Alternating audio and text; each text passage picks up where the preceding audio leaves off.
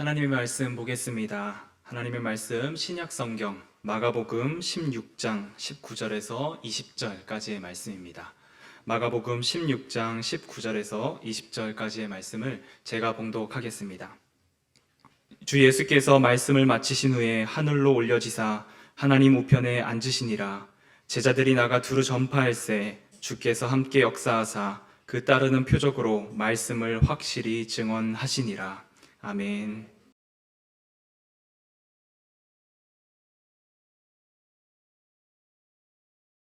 오늘도 예배 자리에 오신 여러분들을 진심으로 환영하고요. 참 좋으신 주님의 평강이 여러분의 삶과 가정 위에 가득하기를 주님의 이름으로 축원합니다.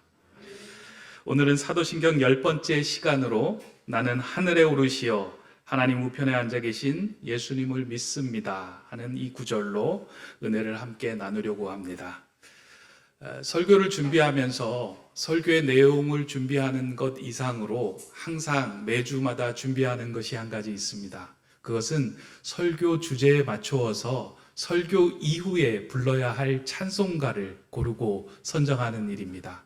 주제에 부합된 찬송가를 고르는 일이 참 중요한데요. 어떤 주간은 그 주제에 딱 맞는 찬송가를 한순간에 이제 선정하기도 하는데, 어떤 주간은 그 주제에 맞는 찬송가를 고르기가 참 어려운 주간이 있습니다. 그럴 때 좀 곤란한데요. 이번에 사도신경의 말씀을 쭉 이제 연속으로 강해하면서 나가면서 그동안은 찬송가 고르는 것이 그렇게 어렵지는 않았는데 지난 주간은 좀 어려웠습니다. 왜 어려웠냐면 이번 주에 살펴볼 주제가 예수님의 승천에 관한 이야기인데요. 찬송가를 찾아보았더니 승천에 관한 찬송가 곡이 몇 곡 되지가 않습니다. 그리고 그 몇 곡 가운데 우리가 잘 익숙하게 아는 찬양이 그리 많지 않아서 찬송가 곡을 고르는 것이 쉽지 않았습니다. 제가 그 찬송가를 고르면서 그런 생각을 했습니다. 예수님의 승천에 관한 내용이 지금까지 많은 성도들에게 이렇게 주목을 받지 못하는 주제였구나 하는 생각을 했습니다. 예수님의 탄생, 그리고 십자가, 부활, 그리고 재림에 대한 찬송가는 많지만 승천에 대한 찬송가는 그리 많지 않았습니다. 그것을 보면서 실제로 예수님의 승천이 오늘 우리들에게도 그렇게 관심받고 있는 주제는 아니다 하는 생각을 했습니다. 여러분들은 어떠신가요? 승천에 대해서 좀 곰곰하게 생각해 보신 적이 있습니까? 사실 승천은 오늘 신앙생활을 하는 우리들에게 있어서 더할 나위 없이 중요하게 신앙생활을 하는데 영적 자원이 되는 중요한 주제입니다. 한번 여러분 곰곰이 생각해 보시기 바랍니다. 예수님의 탄생, 그리고 십자가, 부활, 이것에 대해서는 예수님이 과거에 이루셨던 사역이고 행적들입니다. 그리고 예수님의 재림은 언제예요? 미래에 있을 사건입니다. 그렇다면 예수님께서 현재는 어디에 계시고 현재는 무엇을 하고 계시는가? 이에 대한 생각과 이에 대한 고민을 해보신 적이 있습니까? 그에 대한 해답과 그에 대한 고민으로서 얻어지는 답이 어디에 있냐면 오늘 우리가 살펴볼 사도신경 9절 안에 들어있는 것입니다. 예수님은 지금 어디에 계시고 예수님은 지금 무슨 일을 하고 계시는가? 그에 대한 해당되는 구절이 하늘에 오르사 전능하신 아버지 하나님 우편에 앉아 계신다. 그래서 오늘 신앙생활을 하시는 우리 성도들에게 가장 중요한 힘과 영적 자원이 되는 것은 예수님의 이 현재 진행형, 현재 하고 계시는 사역을 그리고 현재 계시는 곳을 우리가 명확히 알게 될 때는 우리의 삶과 우리의 성도의 신앙이 이렇게 큰 그냥 힘을 얻게 되는 것입니다. 오늘은 이 구절을 가지고 예수님은 과연 어디에 계시는가 지금, 그리고 예수님은 지금 무슨 일을 하고 계시는가에 대해서 이 구절을 좀 나누어서 함께 살펴보려고 합니다. 먼저 첫 번째는 예수님은 어디에 계시는가? 오늘 우리가 읽은 사도신경에 보면 예수님은 부활하시고 난 이후에 하늘에 오르셨다라고 기록을 하고 있습니다. 부활하시고 난 후에 제자들과 40일 동안 함께 거하시면서 예수님은 하나님의 나라, 하나님의 일에 대해서 제자들에게 설교를 하시고 그들에게 가르침을 전했습니다. 그리고 40일이 마치는 그날에 제자들이 모두 모여 있는 곳 가운데서 예수님이 하늘로 올라가십니다. 사도행전 1장 9절에서 11절은 이에 대해서 우리에게 상세하게 기록해 주고 있습니다. 이 말씀을 마치시고 그들이 보는데 올려져 가시니 구름이 그를 가리어 보이지 않게 하더라. 올라가실 때 제자들이 하늘을 쳐다보고 있는데 흰옷 입은 두 사람이 그들 곁에 서서 이르되 갈릴리 사람들아 어찌하여 서서 하늘을 쳐다보느냐. 너희 가운데서 하늘로 올려지신 이 예수는 하늘로 가심을 본 그대로 오시리라 하였느니라. 예수님은 제자들이 보는 곳에서 하늘로 올라가셨습니다. 한 사람만 본 것이 아니고요. 제자들이 모인 수많은 사람들이 예수님께서 하늘로 올라가시고 구름에 가려지는 장면을 목격한 것입니다. 이 사건 때문에 사람들은 예수님께서 하늘에 계실 것이다 라고 쉽게 생각을 합니다. 여러분들은 예수님이 어디에 계실 것이라고 생각합니까? 하늘에 오르셨으니까 하늘에 계실 것이다 라고 생각을 하고 있습니다. 물론 예수님은 하늘에 계십니다. 그런데 그 하늘은 우리가 생각하고 있는 스카이, 그러니까 우리가 바라보고 있는 이 하늘이나 스페이스, 우주의 공간의 하늘이 아닙니다. 이 모든 것들은 하나님께서 창조하신 피조 세계입니다. 예수님께서는 그 피조 세계에 머물러 있는 것이 아니고요. 시간과 공간의 제약을 받지 않는 새로운 차원, 그러니까 하나님의 차원으로서의 하늘로 올라가신 것입니다. 하나님의 차원이라는 말이 쉽게 이해가 잘 안 되겠지만 이 하늘은 시간과 공간의 제약을 받지 않는 곳입니다. 부활하시고 난 후에 예수님께서 제자들에게 여러 번 나타나셨을 때 보면 갑자기 제자들과 이야기를 나누다가 어느 순간 사라지기도 하고 모든 것이 닫혀져 있는 그 공간에 예수님이 나타나시기도 합니다. 부활하시고 난 이후에 예수님은 시간과 공간의 제약을 받지 않는 몸이 되셨습니다. 그리고 예수님께서 올라가신 그곳은 시간과 공간의 제약을 받지 않고 언제 어디서든지 예수 그리스도를 주라 고백하는 사람들과 함께 할 수 있는 그 차원의 하늘로 올라가신 것입니다. 그래서 예수님께서는 하늘로 올라가심이 제자들에게, 너희에게 유익이 될 것이다 라고 말씀을 하셨습니다. 그것은 시공간에 매이지 않고 언제든지 우리와 함께 할 수 있는 존재가 되었고 그곳에 내가 거하게 되었다라는 의미로서 하신 말씀입니다. 이러한 의미를 좀 잘 표현해 둔 그림이 하나 있어서 여러분들에게 좀 소개를 해 드리려고 하는데요. 이탈리아의 화가 티치하노라고 하는 그 화가가 부활하신 예수님과 막달라 마리아의 만남의 장면을 묘사해 그림을 하나 그렸습니다. 한번 여러분들 그 그림을 보시면 좋겠습니다. 이 그림 한번 보신 적이 있을 겁니다. 이제 예수님께서 부활하시고 막달라 마리아가 예수님을 만나러 간 그 상황 속에서 이제 막달라 마리아가 예수님을 이렇게 막 잡으려고 한 상황 속에서 예수님께서 엉덩이를 뒤로 쭉 빼시죠. 그러면서 이제 말씀을 한마디를 하세요. 그 말씀이 뭐냐면 놀림의 탄게레라는 말입니다. 라틴어인데 놀림의 탄게레. 이게 이 그림의 제목입니다. 놀림의 탄게레. 그 말이 무엇이냐면 나를 만지지 마라. 나를 붙들지 마라. 부활하신 예수님께서 막달라 마리아가 잡으려고 할 때 나를 만지지 마라, 붙들지 마라 라고 이야기를 합니다. 예수님께서 막달라 마리아에게 이렇게 붙잡지 말라고 한 것은 부활하신 몸이 성스러운 존재가 되었다라고 해서 만지지 말라고 한 것이 아닙니다. 왜냐하면 이 사건 후에 성경에서는 부활을 의심하는 도마에게 나타나서 직접 몸을 내어주면서 나를 만지라라고 이야기를 합니다. 그러니까 성스러운 존재이기 때문에 너가 만지지 말라라고 이야기한 것이 아닙니다. 예수님께서 마리아에게 붙들지 말라고 한 것은 나를 이 땅에 붙들어 두려고 하지 마라라는 의미입니다. 헬라어 성경을 보면 마리아가 붙들었다라는 단어에 해당하는 동사가 하프투라는 단어를 쓰고 있는데 이것은 단단하게 꼭 쥐다라는 뜻입니다. 예수님이 죽고 난 후에 마리아는 예수님과의 끊어졌던 관계가 다시 끊어지지 않도록 그를 붙잡고 자신의 곁에 두려고 애썼던 겁니다. 하프투는 그렇게 꽉 붙들고 놓지 않으려고 하는 모습을 표현하는 동사인데요. 막달라 마리아가 그렇게 예수님을 꽉 붙들려고 할 때 나를 붙잡지 마라, 나를 만지지 마라, 놀림의 탄게레라고 이야기했던 것입니다. 그런 이유는 예수님은 이 땅에서 자신을 붙드는 것에는 한계가 있음을 알았기에 놓는 것이 더 유익한 것임을 알았기에 그런 의미에서 붙잡지 말라고 한 것입니다.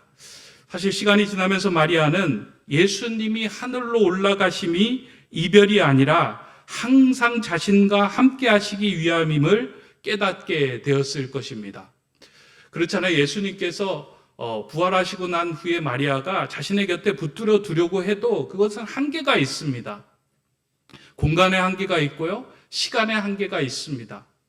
그래서 어디든지 그분을 붙들고 다닐 수는 없지만 시간이 되어서 지나고 나서 마리아가 곰곰이 생각해 보니 하늘로 올라가신 예수님을 이렇게 붙잡지 않고 두었더니만 어느 순간이나 어느 상황 속에서나 자신에게 찾아오시고 함께 하신 그 예수님을 경험하면서 이렇게 하늘로 올라가신 예수님이 나와 함께 하시는구나 라는 것을 깨닫게 되었습니다.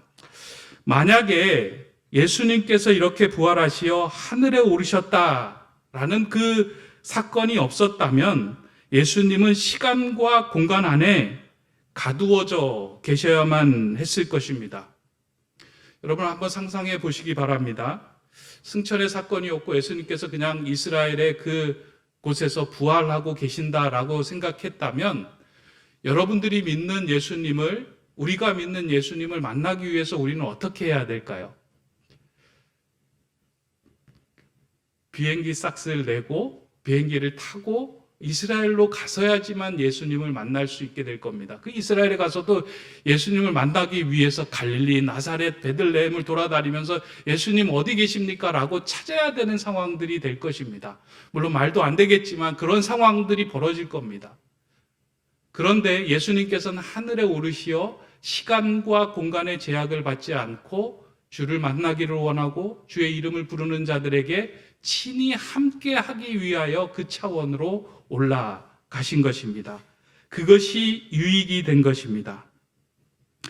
이것을 진정으로 믿고 고백하는 성도들은 세상이 줄 수 없는 담대함과 여유를 얻게 됩니다. 왜냐하면 이 땅에 우리보다 우리를 더 잘 아시고 우리의 고통과 죄와 죽음의 문제를 해결해 주신 그 예수님이 우리가 만나고 간구할 때마다 언제든지 우리 차원으로 다가오시기 때문입니다.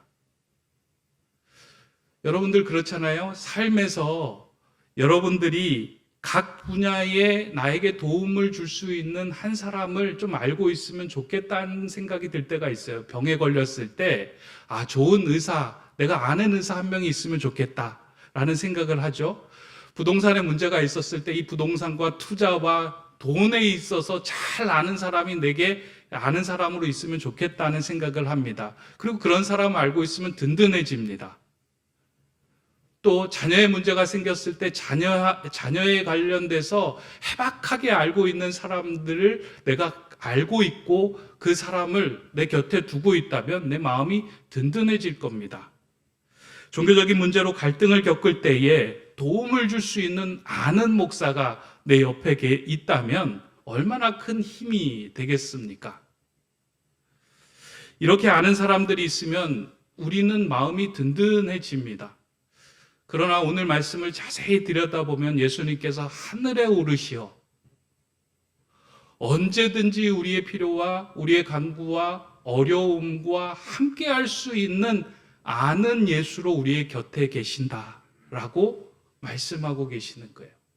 이것을 깨달으면 마음이 튼튼해지고 영적으로 풍성해집니다.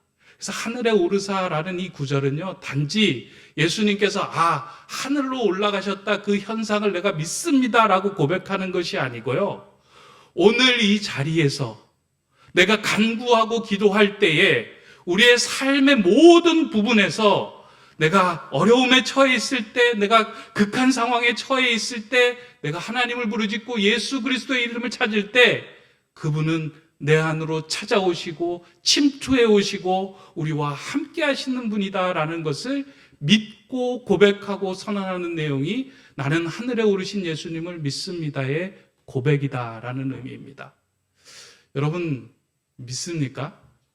하늘에 오르신 예수님께서 오늘도 지금도 나의 곁에 계셔서 내가 부를 때, 내가 간구할 때, 기도할 때 아는 예수님으로 나에게 다가오신다는 사실을 믿습니까? 이것을 믿는 자는 두려움에서도 담대해질 수 있고요, 어려움 속에서도 희망을 가질 수 있습니다. 이것이 첫 번째로 하늘에 오르사 그 예수님이 계신 곳을 우리에게 알려주고 있는 내용입니다. 두 번째로 우리가 주목해야 할 부분은 예수님은 그러면 그 하늘에 오르셔서 무엇을 하고 계시는가? 그것은 전능하신 하나님의 우편에 앉아 계신다, 이 그 구절에 담겨져 있습니다. 하늘에 오르신 예수님을 하나님께서 그의 우편에 앉히셨다라고 성경은 말해주고 있습니다. 하나님께서 하늘 보좌 중앙에 앉아 계신다는 표현은 구약 성경과 시편 곳곳에서 등장합니다. 그래서 하나님께서 하늘 보좌 중앙에 앉아 계시고 이 땅을 주관하시고 만유를 통치하고 계신다라고 성경은, 시편은 우리에게 알려주고 말하고 있습니다. 그런데 이 표현은 사람들이 하나님께서 가지신 이 땅의 왕권과 통치를 이해할 수 있도록 하기 위해서 이렇게 그림처럼 그려진 묘사입니다. 그러니까 정말 하늘에 보좌가 있고 거기에 하나님께서 앉아 계셔서 매일 업무를 보고 계시는 것이 아닙니다. 만약에 그렇게 생각해 보세요. 하늘에 보좌가 있고 하나님이 통치를 하시는데 이 땅을 둘러다니면서 어려움이 있고 힘든 일이 있으면 한국에 무슨 문제가 있고 이 문제는 풀어야지 하고 업무를 보시는 곳의 의미로서 보좌고 그것을 의미하는 것이 아닙니다. 하나님께서 이 땅을 주관하시고 이 땅을 통치하시고 왕으로 계신다 하는 것을 사람들이 이해하고 받아들일 수 있도록 보좌, 그곳에 앉아 계셨다라는 의미를 우리에게 보여주고 말씀하는 것입니다. 영이신 하나님께서 그 보좌에 매일 앉아 계신다면 그게 얼마나 우습겠습니까? 그런 의미에서 볼 때 하나님 우편에 예수님께서 앉아 계셨다라고 하는 것은 동일한 의미로 그냥 예수님께서 하나님 우편에 앉아 계셔서 하나님이 업무에 시달릴 때 그 업무를 받아가지고 옆에서 해결해 주시는 분으로 계신다는 의미가 아니고요, 하늘을 통치하시고 이 땅을 통치하시고 만유를 운행하고 계시는 그 하나님의 주권을 예수 그리스도도 함께 통치하고 다스리고 계시는 분으로 그 자리에 거하고 계심을 나타내고 알려주는 말씀이 하나님 우편에 앉아 계신다라는 말씀이에요. 우리의 유익을 위하여, 우리의 필요를 위하여 그곳에서 하나님과 함께 그 일을 하고 계시는 분이 예수 그리스도다라는 것을 우리에게 알려주시는 말씀입니다. 로마서 8장에서는 예수님께서 그곳에서 하시는 일이 무엇인지를 하나 더 첨가해서 이렇게 기록해 주고 있습니다. 로마서 8장 34절의 말씀인데요. 누가 정죄하리요? 죽으실 뿐 아니라 다시 살아나신 이는 그리스도 예수시니 그는 하나님 우편에 앉아 계신 자요 우리를 위하여 간구하시는 자시니라. 예수님이 하나님 우편에 앉으셔서 우리를 위하여 친히 간구하며 그곳에서 하나님의 일을 그리고 예수 그리스도의 사역을 행하고 계신다라고 사도 바울은 이야기합니다. 바울은 복음을 정확하게 이해한 사도였습니다. 복음이 뭐예요? 예수 그리스도가 이 땅의 죄와 죽음의 권세를 깨뜨리고 승리하셨다. 예수 그리스도가 우리의 구주가 되셨다라는 것이 복음입니다. 창세기 3장 15절에 나오는 그 원시복음, 사단의 권세와 죽음의 권세를 모두 발로 밟고 승리하신 분이 예수님이시다 하는 그 복음이 십자가의 사건과 승천의 사건과 하나님 오른편에 앉아 계심을 통하여 이루어지고 있음을 바울은 하나로 깨뚫고 그것을 선언하고 선포하고 있는 거예요. 그래서 하나님 우편에 앉아 계시서 하시는 일이 무엇이냐면 죄와 죽음의 사단의 권세를 발로 짓밟고 오늘 이 땅을 살아가는 성도들도 이 땅에서 승리하며 살아갈 수 있도록 하기 위하여 애를 쓰고 계시는 그 역할, 그 사역을 감당하고 계신다는 거예요. 오늘 우리를 위하여, 세상에 주눅들지 않게 하기 위하여, 죄에 짓눌리지 않게 하기 위하여, 낙오하지 않게 하기 위하여 오늘도 하나님 우편에 있어서 우리의 삶을 그리고 저와 여러분들을 인생을 주관하고 계신다라는 것을 말씀하고 있는 것이 이 하나님 우편에 앉아 계신다라는 그 말씀 가운데 담겨져 있는 메시지입니다. 따라서 예수님께서 하나님 우편에 앉아 계신다라는 것을 믿는다는 고백은 단지 예수님께서 하늘 보좌에 앉아 계시는 것, 나는 그것을 믿습니다의 고백이 아니라 지금 내가 겪고 있는 모든 고난과 어려움의 순간까지 그것을 선으로 바꾸어 가시는 분이 예수님이심을 나는 믿습니다 하고 선언하는 거예요. 지금 우리의 삶 속에서 어렵고 힘들고 고난의 상황이 오잖아요. 그 상황까지도 하나님은 선으로 바꾸시며 승리하게끔 하시는 그 사역을 하고 계시는 것을 나는 믿습니다. 그래서 내가 좌절하지 않습니다. 낙심하지 않습니다. 이렇게 고백하고 이렇게 선언하는 것이 이 고백과 선언에 담겨져 있는 메시지입니다. 일본에서 제가 목회를 할 때 목회자임에도 불구하고 목사임에도 불구하고 이 하나님 우편에 앉아 계셔서 하나님의 일을 이루어 가신다 하는 것을 온전히 깨닫지 못했던 순간이 있었습니다. 2011년도에 일본에서 이제 목회를 하던 중에 동경에서 난 큰 대지진을 제가 경험을 했는데요. 일본의 생활에 막 적응을 하려고 했던 순간과 목회를 시작하던 그 상황 속에서 지진이 나다 보니까 교회가 흔들리고 땅이 흔들리고 뭐 집도 흔들렸지만 제일 많이 흔들렸던 것이 무엇이냐면 제 몸과 마음이 흔들렸어요. 그러니까 마음이 편안하지 않고요. 몸과 마음이 흔들리니까 많이 어렵더라고요. 그래서 몸이 하도 좋지 않아서 병원에 가서 좀 이렇게 병원에 검진을 맡아 보니까 이유가 없다. 스트레스다. 당신이 하는 직업이 뭐냐? 그래서 목사라고 했더니 목사도 스트레스 받느냐? 뭐 이제 그런 얘기를 이제 하더라고요. 정확하게 그때 진단을 받지는 않았지만 지금 와서 돌이켜보면 열심히 무엇인가 행하고 살려고 하는데 내 뜻대로 되지 않는 상황에서 생겨난 마음의 질병, 그것이 아니었는가라는 생각을 합니다. 뭔가 마음이 흔들리고 교회가 흔들려서 새로운 장소를 찾아야 되는 상황도 되다 보니까 여러 가지 모든 문제들이 한꺼번에 겹쳐온 거예요. 그러니까 마음이 힘드니까 몸도 힘들고요. 몸도 힘들다 보니까 이렇게 힘이 나지 않았습니다. 그러던 중에 어느 날 아무도 없는 이제 교회 예배당에 혼자 앉아서 기도를 하고 있는 가운데 하나님께서 제 마음속에 그리고 제 입속에 넣어주셨던 이제 찬양이 있습니다. 저는 그게 아마 오늘 하나님 우편에 앉아 계셔서 우리의 유익을 위하여 기도하시는 하나님의 은총이다라고 생각을 하는데요. 제 입에 넣어주셨던 찬양이 아바 아버지라는 찬양이었습니다. 그래서 혼자 앉아가지고 처량하게 이제 찬양을 불렀습니다. 아바 아버지, 아바 아버지, 나를 안으시고 바라보시는 아바 아버지. 너무 낮게 잡았네요.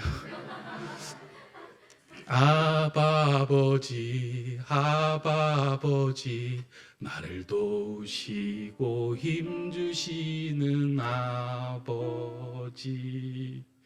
주는 내 마음을 고치시고 볼 수 없는 상처 만지시네. 나를 아시고 나를 이해하시네. 내 영혼 새롭게 세우시네. 뭐 박자도 안 맞고 음도 안 맞고 그랬는데요. 한참 동안 그 찬양을 수차례 찬양을 하면서요, 마음속에 알 수 없는 평안이 찾아오더라고요. 아버지 하나님께서 내가 하나님을 찬양하고 기도하는 사이에 예수님께서 나에게 다가오시고 꼭 안아주시고 내 영혼을 새롭게 하시고 위로해 주신다.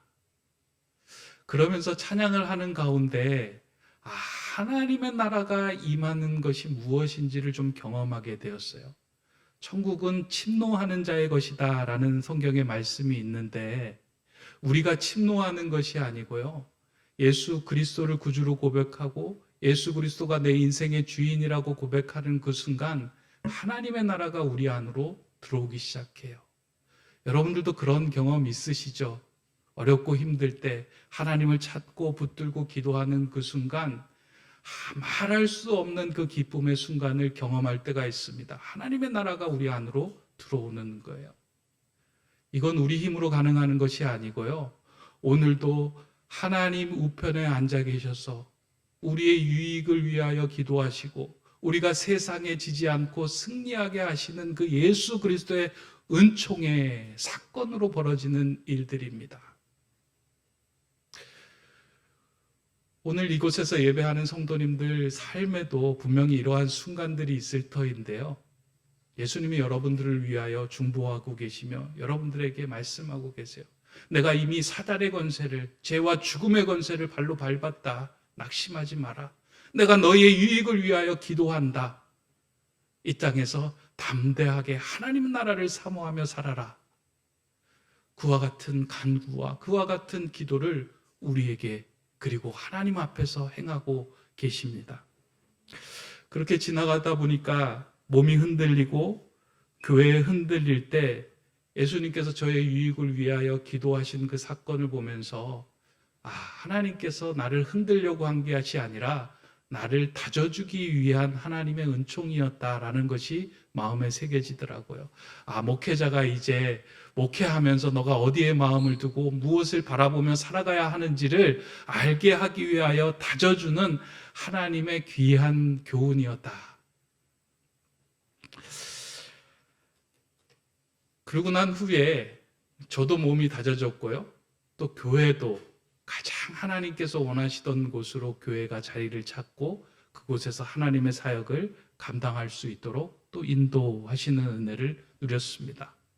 그 이후로 마음이 흔들리고 또 몸도 흔들릴 때 제가 불안하고 낙심하고 주저앉지 않는 것은 하늘에 오르시어 하나님 우편에 앉아 계시며 나를 위하여 오늘도 기도하시는 그 하나님에 대한 믿음의 선포와 믿음의 고백이 있기에 제가 담대할 수 있게 되었다. 그런 영적인 자원을 누리게 되었다라고 저는 마음에 새기며 살아갑니다. 이제 말씀을 맺으려고 합니다.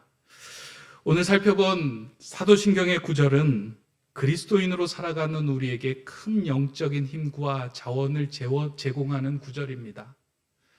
여러분, 예수님께서는 하늘에 오르셨습니다. 멀리 떠나신 것이 아니고요, 오늘 우리가 살아가는 이 세상 속에서 우리가 하나님을 찾고 하나님을 간구하면 차원은 다르지만 분명히 우리 곁에 계셔서 우리를 안아주시고 격려하시고 위로하시는 하나님으로 함께 계십니다. 오늘도 오늘도 예수님은 하나님 우편에 앉아 계셔서 저와 여러분이 이 땅에서 승리하며 살아갈 수 있도록 우리를 위하여 중보하며 우리의 유익을 위하여 간구하며 기도하십니다. 그 하나님의 은혜와 은총에 그 영적인 자원을 마음에 품고 살아가시기를 간절히 바랍니다. 오늘 우리가 읽은 마가복음의 마지막 구절은 이렇게 기록해 주고 있습니다. 제자들이 나가 두루 전파할세 주께서 함께 역사하사 그 따르는 표적으로 말씀을 확실히 증언하시니라. 부활 후에 일어난 사건을 이야기하는 거예요. 제자들이 나가 두루 전파할세 주께서 함께 역사하사. 부활하신 주님이 하늘로 올라가 떠나셨는데 그 제자들이 일상의 삶 속에 말씀을 붙들고 살아가는 삶 속에서 주님께서 함께 역사하사라는 구절로 내가 너희를 떠난 것이 아니라 나는 늘 너희와 함께 하겠다. 내가 너희를 향한 하나님의 계획을 이루어가며 역사하겠다라고 그 뜻과 그 메시지를 제자들에게 보여주신 것입니다. 오늘 이 말씀을 우리의 마음속에 새기고 또 한 주간 승리하며 살아갔으면 좋겠습니다. 우리 옆에 계신 주님께서 함께 그리고 우리의 인생을 승리하도록 역사하고 계십니다. 그 마음을 붙들고 한 주간도 주님 안에서 승리하며 살아가는 저와 여러분 되시기를 주님의 이름으로 축원합니다. 기도하겠습니다. 사랑의 하나님, 하늘에 오르시어 하나님 우편에 앉아 계신 주님이 나의 주님임을 고백하게 하시니 감사를 드립니다. 이 믿음의 고백이 영적인 자원이 되어 이 땅에서 하나님 나라를 매 순간 경험하며 하나님 나라를 조금씩 확장하며 세워가는 주님의 백성 자녀들 되게 하여 주시옵소서. 예수 그리스도의 이름으로 기도드립니다. 아멘.